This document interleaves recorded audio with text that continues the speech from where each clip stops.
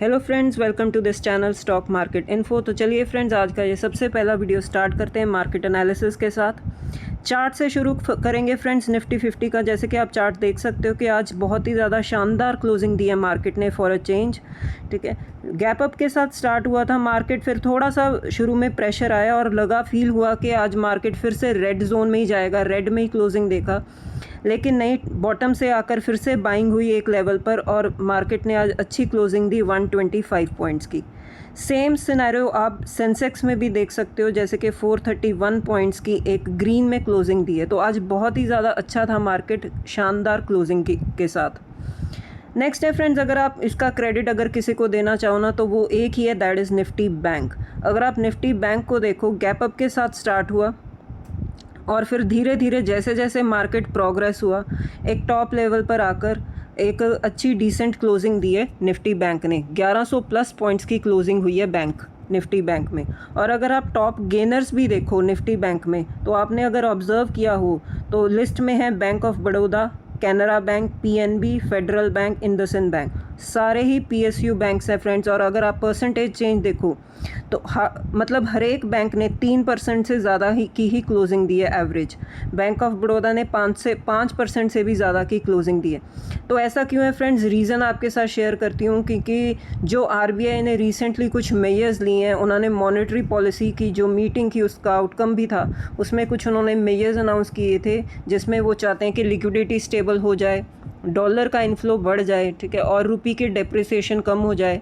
ठीक है, तो ये कुछ मेजर्स जो लिए हैं, अब ये स्ट्रांगली एक्नॉलेज किया आज मार्केट ने, तो उसका रिएक्शन आप देख सकते हो कि निफ्टी बैंक में आया। तो आज निफ्टी बैंक ने बहुत अच्छी क्लोजिंग दी है। ये इसी का रिएक्शन है फ्रेंड्स, जो आरबीआई ने टाइम टू टाइम मेजर्स लिए हैं रुपी डेप्रिसिएशन को रोकने के लिए और डॉलर इन्फ्लो को बढ़ाने के लिए। नेक्स्ट आप ब्रॉडर मार्केट्स का सिनेरियो भी देख सकते हो कि जैसे कि निफ्टी 50, वो तो हमने देख लिया कि 0.55 की क्लोजिंग है। नेक्स्ट 50 में भी अच्छी क्लोजिंग दी है 1.40। निफ्टी बैंक फाइनेंशियल सर्विसेज, ये तो हमने देख लिया कि 2% से ज़्यादा की क्लोजिंग थी निफ्टी बैंक में और फाइनेंशियल सर्विसेज में 1.5% की। इस बार फ्रेंड्स सबसे ज़्यादा अच्छी बात यह है, मिड कैप ने भी आज बहुत अच्छा परफॉर्म किया, 1.33% के साथ ग्रीन में क्लोजिंग दी है। अगर आप ये ब्रॉडर मार्केट का सिनेरियो और डीपली देखें तो आप देख सकते हो कि निफ्टी मिड कैप और स्मॉल कैप हर सेक्टर में, हर सेगमेंट में एक अच्छी बाइंग हुई है। ठीक है, अगर आप सेक्टोरल वाइज भी देखो, एक्सेप्ट आईटी एंड मीडिया, हर सेगमेंट ने, हर सेक्टर ने आज कंट्रीब्यूट किया निफ्टी की तेज़ी में। अगर आप देखें तो बहुत ही अच्छी तेज़ी हुई है। और अगर आप पीएसयू बैंक के देखें, जो आज का जो हाईलाइट पॉइंट था, जिसकी वजह से जो आप कह सकते हो कि इंडेक्स ने बहुत अच्छी क्लोजिंग दी, वो था पीएसयू बैंक, जिसमें 3% से ज़्यादा की जंप थी। और प्राइवेट बैंक आप देखिए 1.74%। तो ऑल इन ऑल हम बोल सकते हैं कि जो आज निफ्टी की चाल थी वो प्योरली ड्राइव की है निफ्टी बैंक ने। बाकी सेक्टर्स का भी कंट्रीब्यूशन था, लेकिन अगर आप देखो चार्ट में, ठीक है, सेक्टर वाइज, तो ज़्यादातर कंट्रीब्यूशन आज निफ्टी बैंक का था, जिसकी वजह से हम देख सकते हैं एक बहुत ही अच्छी क्लोजिंग दी है मार्केट ने। उसके बाद रुपये का भी थोड़ा बहुत कंट्रीब्यूशन आप बोल सकते हो। जो ओपन तो हुआ था 95.69, लेकिन जो क्लोजिंग दी है 95.32, तो हल्का सा एप्रिशिएट हो गया रुपये। तो इसका भी बहुत अच्छा कंट्रीब्यूशन था मार्केट की चाल में। और निफ्टी विक्स को भी अब देखें तो 8% से ज़्यादा टूटा हुआ है निफ्टी विक्स। इसने बहुत अच्छा डिसेंट कंट्रीब्यूट किया, क्योंकि निफ्टी विक्स का गिरना, जैसे मैंने आपको बताया कि वॉलेटिलिटी कम होने के जो इंडिकेशंस आते हैं वो निफ्टी विक्स से आते हैं। ठीक है, तो अगर आप विक्स को भी डेली ट्रैक करो तो आपको मार्केट की बहुत अच्छी जो नॉलेज है मूवमेंट का पता चल जाएगा। तो निफ्टी विक्स का भी आज इंडिकेशन पॉजिटिविटी की तरफ ही था। अगर आप क्रूड ऑयल की तरफ भी देखो तो क्रूड ऑयल ने भी बहुत अच्छा सपोर्ट दिया मार्केट को। 2% से ज़्यादा का क्रैश था क्रूड ऑयल में। ऑब्वियसली वॉर के फ्रंट पर जो भी कुछ डेवलपमेंट्स हो रही हैं उसका रिएक्शन आता है क्रूड में। तो क्रूड ऑयल की तरफ से भी हमने देखा कि एक अच्छा डिसेंट करेक्शन था। तो उसकी वजह से भी अगर आज निफ्टी बैंक भागा है तो बाकी सेक्टर्स को सपोर्ट हम बोल सकते हैं कि क्रूड ऑयल ने किया है। जो क्रूड ऑयल का एक नेगेटिव एक पैनिक बन रहा है इन्फ्लेशन का, कि इन्फ्लेशन बढ़ जाएगा, तो क्रूड ऑयल के क्रैश होने से भी हम देख सकते हैं कि बाकी सेगमेंट्स ने एक अच्छी पकड़ ऊपर की तरफ पकड़ी। नेक्स्ट है फ्रेंड्स, अगर हम गोल्ड को भी देखें तो गोल्ड बीज को देखें तो अच्छी आज डिसेंट क्लोजिंग दी है गोल्ड में भी 1.02% के साथ। और सिल्वर ने भी अच्छा परफॉर्म किया 1.84%। तो all in all her asset class में आज अच्छी बाइंग हुई है। ठीक है। तो हर एसेट ने आज, हर सेगमेंट ने, हर सेक्टर ने कंट्रीब्यूट किया टुवर्ड्स द इंडेक्स। नेक्स्ट है फ्रेंड्स, अगर हम ग्लोबल मार्केट्स को भी एक बार चेक कर लें कि ग्लोबल मार्केट्स की तरफ से कोई प्रेशर तो नहीं था, तो अगर हम डाउ जोन्स का फ्यूचर्स भी देखें तो अमेरिकन मार्केट का फ्यूचर्स भी अच्छी तेज़ी शो कर रहा है और नैस्डैक भी एक अच्छी तेज़ी शो कर रहा है 220 प्लस पॉइंट्स की। नेक्स्ट है फ्रेंड्स, डैक्स को भी अगर देखें तो ये भी अच्छी तरह परफॉर्म कर रहा है 136 पॉइंट्स। फुटसी भी अच्छा परफॉर्म कर रहा है 0.56% के साथ, और निकाई भी हम देखें तो 1300 प्लस पॉइंट्स की तेज़ी थी मार्केट में। हैंग सेंग थोड़ा सा बोल सकते हैं न्यूट्रल है, हल्का सा रेड निशान में ट्रेड कर रहा है। अगर हम कोस्पी को देखें, फिर से धमाका हुआ है इस मार्केट में, 8% से ज़्यादा की तेज़ी थी। 2 दिन के आप बोल सकते हो क्रैश के बाद फिर से मोमेंटम आ गया साउथ कोरिया के मार्केट में। और वहीं ताइवान की मार्केट में अगर देखें तो 1200 प्लस पॉइंट्स की तेज़ी थी। तो साउथ कोरिया और ताइवान 2 दिन के क्रैश के बाद फिर से आज इस दोनों मार्केट्स ने मोमेंटम पकड़ लिया।